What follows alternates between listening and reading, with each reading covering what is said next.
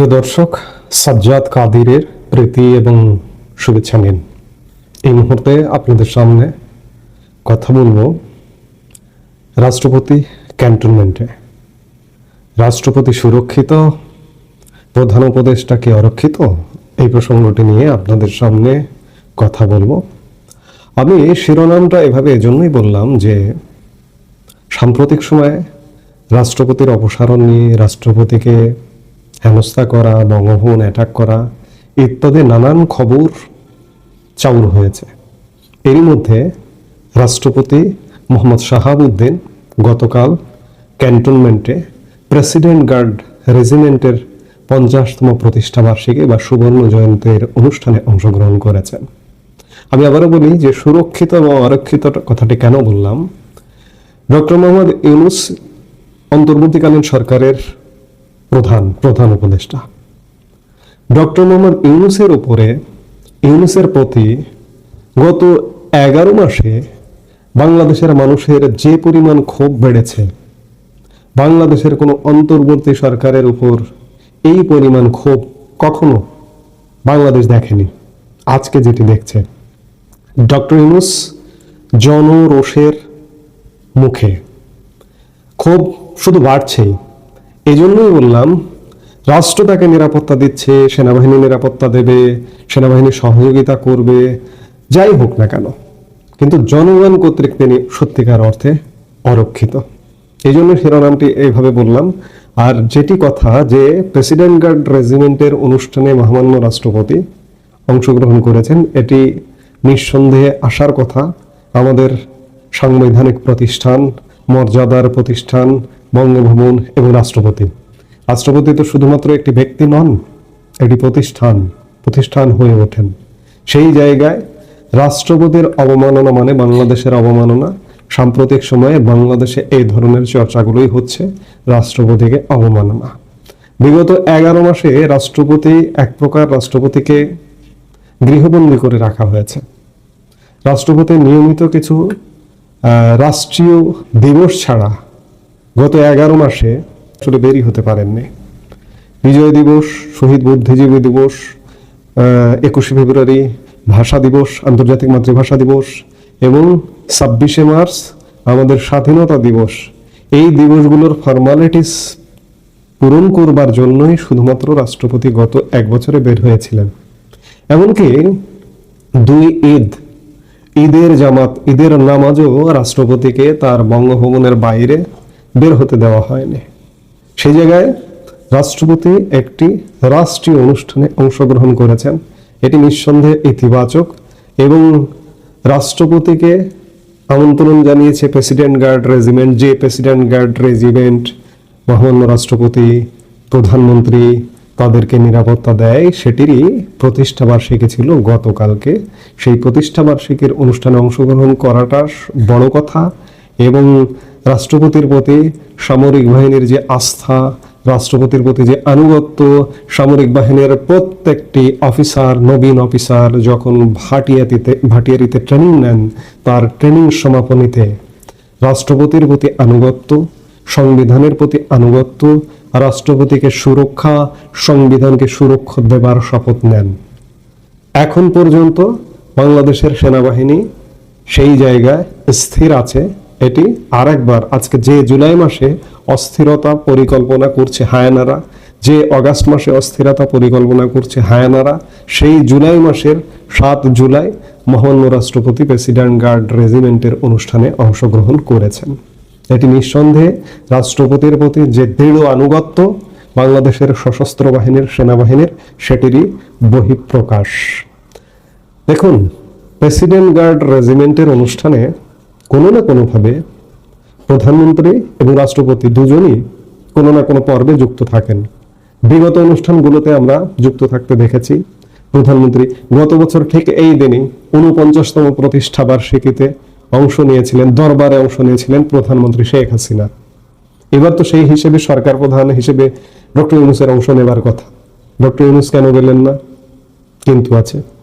এবার রাষ্ট্রপ্রধানকে দিয়ে দরবার, প্রেসিডেন্ট গার্ড রেজিমেন্টের অনুষ্ঠানে দরবার হয়েছে।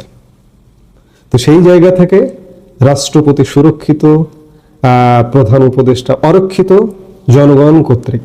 আমি খানিক আগে যেটি বললাম যে এতটাই অরক্ষিত যে গত 1 বছর সময়কালে রাষ্ট্রপতির প্রতি সরকারের বিভিন্ন শাখা থেকে কি পরিমাণ অসহযোগিতা, রাষ্ট্রপতিকে এক প্রকার একঘরে করে রাখা, এক প্রকার গৃহবন্দী করে রাখা, রাষ্ট্রপতির মিডিয়া কাভারেজ দেওয়ার ব্যাপারে অলিখিত বা লিখিত নিষেধাজ্ঞা জারি করা হয়েছে বাংলাদেশের সব মিডিয়ায়। সরকারি কোনো গণমাধ্যমে রাষ্ট্রপতি নেই, রাষ্ট্রপতির প্রেস উইং নেই। এই যে প্রেসিডেন্ট গার্ড রেজিমেন্টে অংশ নিয়েছেন, এটিও আমরা জানতে পেরেছি সেনাবাহিনীর আইএসপিআর, সেনাবাহিনীর ভেরিফাইড ফেসবুক পেজে প্রকাশের মাধ্যমে প্রকাশ করেছে। কিন্তু বাংলাদেশের কোনো সরকারি গণমাধ্যম, বাংলাদেশ সংবাদ সংস্থা, বাংলাদেশ টেলিভিশনে এই প্রেসিডেন্ট গার্ড রেজিমেন্টের অনুষ্ঠানে অংশ নেবার কিন্তু কোনো খবর নেই। বাংলাদেশের কোনো গণমাধ্যমে, মূলধারা গণমাধ্যমেও নেই। শুধুমাত্র আমি অনেকগুলো গণমাধ্যম আজকে সকাল থেকে দেখেছি, শুধুমাত্র যে মিডিয়ার প্রতি এই মুহূর্তে সমন্বয়কদের ক্ষোভ, ইস্ট ওয়েস্ট মিডিয়া গ্রুপ, বসুন্ধরার কালের কণ্ঠ এবং বাংলাদেশ প্রতিদিনে সেই নিউজটা দেখেছি, আর 2-1টি পত্রিকা এই নিউজটা এসছে। বাংলাদেশ সংবাদ সংস্থায় রাষ্ট্রপতি প্রধানমন্ত্রীর জন্য একটা আলাদা কর্নারই থাকে। বাংলাদেশ সংবাদ সংস্থার সেই পোর্টালে রাষ্ট্রপতির কোনো কর্নারই নেই, উধাও করে দেওয়া হয়েছে। কিন্তু যত একঘরে রাখুন, যত গৃহবন্দী রাখুন, এখনো পর্যন্ত ক্যান্টনমেন্টের ভূমিকাটা মনে হচ্ছে উজ্জ্বল। রাষ্ট্রপতির সুরক্ষায় তারা দৃঢ়। আইএসপিআর এর বিজ্ঞপ্তিতে যেটি বলা হচ্ছে যে সোমবার যথাযথ উৎসাহ ও উদ্দীপনার মধ্য দিয়ে প্রেসিডেন্ট গার্ড রেজিমেন্টের সুবর্ণ জয়ন্তীর তথা 50তম প্রতিষ্ঠা বার্ষিকী পালিত হয়। 1975 সালের 5 জুলাই স্বাধীন বাংলাদেশে গঠিত হয় প্রেসিডেন্ট গার্ড রেজিমেন্ট। 50তম প্রতিষ্ঠা বার্ষিকী উপলক্ষে মহামান্য রাষ্ট্রপতি মোহাম্মদ শাহাবুদ্দিন সকালে পিজিআর সদর দপ্তরে পৌঁছলে তাকে অভ্যর্থনা জানান সেনাবাহিনী প্রধান জেনারেল ওয়াকারুজ্জামান এবং পিজিআর কমান্ডার। মহামান্য রাষ্ট্রপতি পিজিআর এর কোয়ার্টার গার্ড পরিদর্শন শেষে পরিদর্শন বইয়ে স্বাক্ষর করেন এবং এই রেজিমেন্টে অফিসার ও জেসিওদের সাথে কুশলাদি বিনিময় করেন। এরপর তিনি শহীদ ক্যাপ্টেন হাফিজ হলে পিজিআর ও কর্মরত সকল অফিসার, জুনিয়র কমিশন অফিসার এবং অন্যান্য পদবীর সদস্যদের উদ্দেশ্যে দরবারে বক্তব্য রাখেন। বক্তব্যের শুরুতে তিনি পিজিআর এর সুবর্ণ জয়ন্তী উপলক্ষে সবাইকে তার আন্তরিক মোবারকবাদ ও শুভেচ্ছা জানান।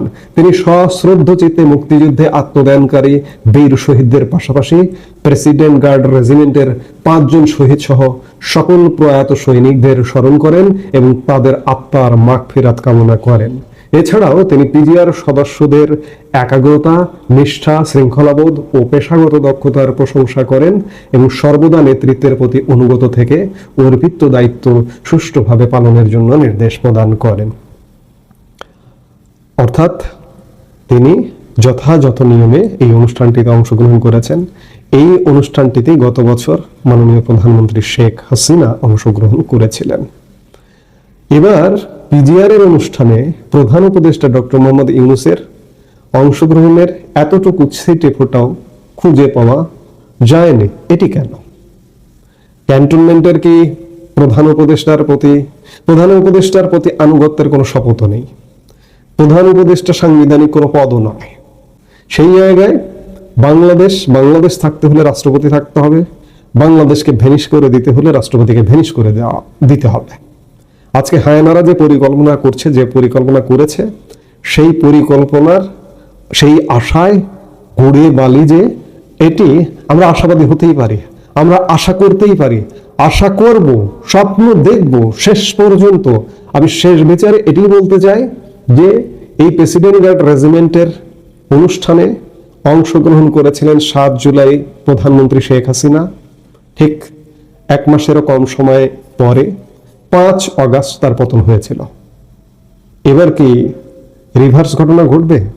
এবার প্রধান উপদেষ্টা ডক্টর মোহাম্মদ ইউনূস অংশগ্রহণ করেননি প্রেসিডেন্ট গার্ড রেজিমেন্টের অনুষ্ঠানে। তাকে নিশ্চয়ই আমন্ত্রণ জানানো হয়নি ক্যান্টনমেন্ট থেকে, যার দরুন তিনি অংশগ্রহণ করেননি। এবার কি হচ্ছে? এবার কি 1 মাসের মধ্যে প্রধান উপদেষ্টার পতন ঘটবে? যাই হোক, যেটি হোক না কেন, জনগণ দ্বারা ইতিমধ্যেই ডক্টর ইউনূস অরক্ষিত হয়ে পড়েছে এবং প্রেসিডেন্ট শাহাবুদ্দিন সুরক্ষিত। জনগণেরও তার প্রতি যথেষ্ট আস্থা আছে, বিশ্বাস আছে, সুরক্ষা আছে। সামরিক বাহিনী তার প্রতি আস্থা আছে, সুরক্ষা আছে, আনুগত্য আছে। এখন পর্যন্ত প্রধান উপদেষ্টা ডক্টর মোহাম্মদ ইউনূসের প্রতি জনগণের অনাস্থা থাকলেও সেনাবাহিনী এখন পর্যন্ত নিরাপত্তা দিয়ে যাচ্ছেন, কিন্তু শেষ পর্যন্ত এতটা অযোগ্য, এতটা অদক্ষ, এতটা ব্যর্থ সরকারকে কতক্ষণ নিরাপত্তা দেবেন, সুরক্ষা দেবেন, সেটি বড় প্রশ্ন হয়ে দেখা দিয়েছে। এখন দেখা যাক যে কি হয় সামনের দিনে। রাষ্ট্রপতি নিয়ে যে কালো মেঘ জমেছিল, সেই মেঘটি অন্ততপক্ষে কেটে গেছে। সংবিধান নিয়ে যে কালো মেঘ জমেছিল, সেটি অন্ততপক্ষে কেটে গেছে। যতই ঐকমত্য কমিশনের বৈঠক করে সংবিধান সংশোধনের আলাপ আলোচনা করুন না কেন, শেষ পর্যন্ত এটি পারবেন না। এবং ডক্টর ইউনূসের সত্যিকার অর্থে নির্বাচন দিয়ে হোক আর যে কোনোভাবে হোক প্রস্থান করতে হবে, এটি নিশ্চিত। আমরা শেষ পর্যন্ত বলতে চাই যে আমাদের মহামান্য রাষ্ট্রপতি সুরক্ষিত এবং ডক্টর ইউনূস অরক্ষিত। প্রথমত জনতার কাছ থেকে অরক্ষিত হয়ে আছেন, জনরোষ বাড়ছে এবং শেষ পর্যন্ত জনরোষ যদি বাড়ে, জনতা যদি চায়, সেনাবাহিনীও সেটি চাইবে। আমরা সেই দিনটি দেখবার অপেক্ষায় রইলাম। এই মুহূর্তে এ পর্যন্তই। সবাই ভালো থাকুন, সুস্থ থাকুন।